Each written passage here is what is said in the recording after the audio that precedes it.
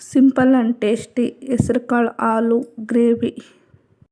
ಒಂದು ಕುಕ್ಕರಿಗೆ ನೆನೆಸಿದ ಹೆಸರುಕಾಳು ಹಾಕಿ, ಆಲೂಗೆಡ್ಡೆಯನ್ನು ಹಾಕಿ, ಉಪ್ಪು ಹಾಕಿ, ಸ್ವಲ್ಪ ನೀರು ಹಾಕಿ, ಕುಕ್ಕರ್ ಮುಚ್ಚಳ ಮುಚ್ಚಿ 3 ವಿಷಲ್ ತೆಗೆದುಕೊಳ್ಳಿ.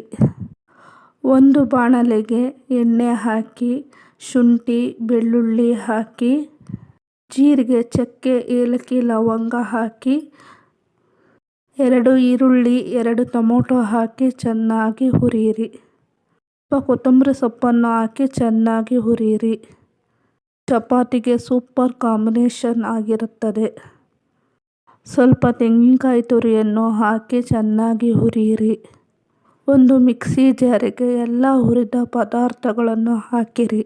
ಸ್ವಲ್ಪ ಹುರಿಗಡಲೆಯನ್ನು ಹಾಕಿ, 1 ಸ್ಪೂನ್ ಖಾರದ ಪುಡಿ, ಅರ್ಧ ಸ್ಪೂನ್ ಅರಿಶಿಣದ ಪುಡಿ, ಒಂದು ಅರ್ಧ ಸ್ಪೂನ್ ಗರಂ ಮಸಾಲನ್ನು ಹಾಕಿ ಚೆನ್ನಾಗಿ ರುಬ್ಬಿರಿ.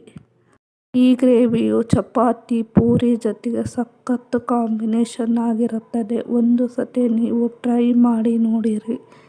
ಬೇಯಿಸಿಟ್ಟುಕೊಂಡ ಹೆಸರುಕಾಳು ಆಲೂಗೆಡ್ಡೆಯನ್ನು ಚೆನ್ನಾಗಿ ಮ್ಯಾಶ್ ಮಾಡಿಕೊಳ್ಳಿ. ಪ್ಲೀಸ್ ಸಬ್ಸ್ಕ್ರೈಬ್ ಮಾಡಿಕೊಂಡು ನೋಡಿ. ದಯವಿಟ್ಟು ಸಪೋರ್ಟ್ ಮಾಡಿರಿ. ಒಂದು ಬಾಣಲೆಗೆ ಎಣ್ಣೆ ಹಾಕಿ, ಎಣ್ಣೆ ಕಾದ ನಂತರ ಸಾಸಿವೆಯನ್ನು ಹಾಕಿ, ಚಟಪಟ ಅಂದ ಮೇಲೆ ರುಬ್ಬಿರುವ ಮಸಾಲೆಯನ್ನು ಹಾಕಿ ಒಂದು ಕುದಿ ಕುದಿಸಿ.